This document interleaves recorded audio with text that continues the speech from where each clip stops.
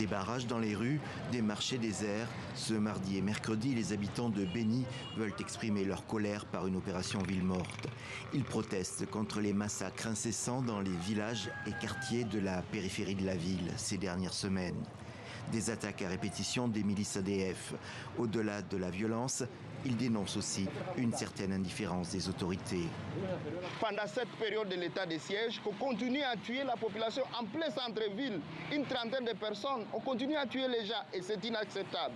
Nous sommes en train de croire que c'est maintenant où nos leaders politiques, notamment le ministre Mboussa, le ministre Nzangi, le ministre Kaonga Julien, doivent venir. Ils sont nos autorités, ils sont nos leaders politiques de la région. C'est inacceptable qu'on observe leur présence, rien que pendant la période électorale. À 17 km de Beni, le village de Toda est une de ces localités victimes des ADF, des rebelles d'origine ougandaise. Depuis 2019, ceux-ci ont prêté allégeance au groupe État islamique et occupent les zones forestières entre la République démocratique du Congo et l'Ouganda. À Toda, la dernière attaque a fait 10 morts par arme à feu ou même à la machette. Et à 5 km de là, à Sayo, ce sont 15 civils qui ont péri dans la nuit du 8 ou 9 avril. La majorité des habitants sont partis. Le problème que nous avons, c'est que lorsque nous apprenons que les rebelles se sont emparés d'un endroit, nous alertons les militaires, mais ils interviennent trop tard.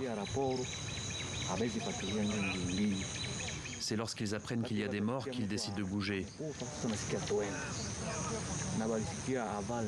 Malheureusement, ils n'arrivent jamais à temps. Il y avait 8 corps de ce côté, et c'est nous qui sommes allés les récupérer d'ailleurs. Lundi, les militaires ont emmené la presse sur le terrain. Depuis 2 ans, les armées congolaises et ougandaises mènent des opérations conjointes contre ces rebelles. Elles veulent montrer qu'elles tiennent la zone et, si possible, convaincre les habitants de revenir. L'ennemi profite de la forêt qui nous entoure et pour s'attaquer à la population civile.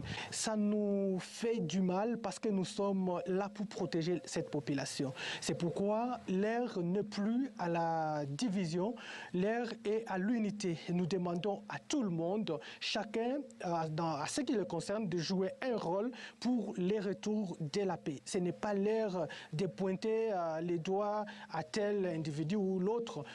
Mais face aux raids incessants des ADF, les journées villes mortes de Beni montrent que le mécontentement augmente dans la population.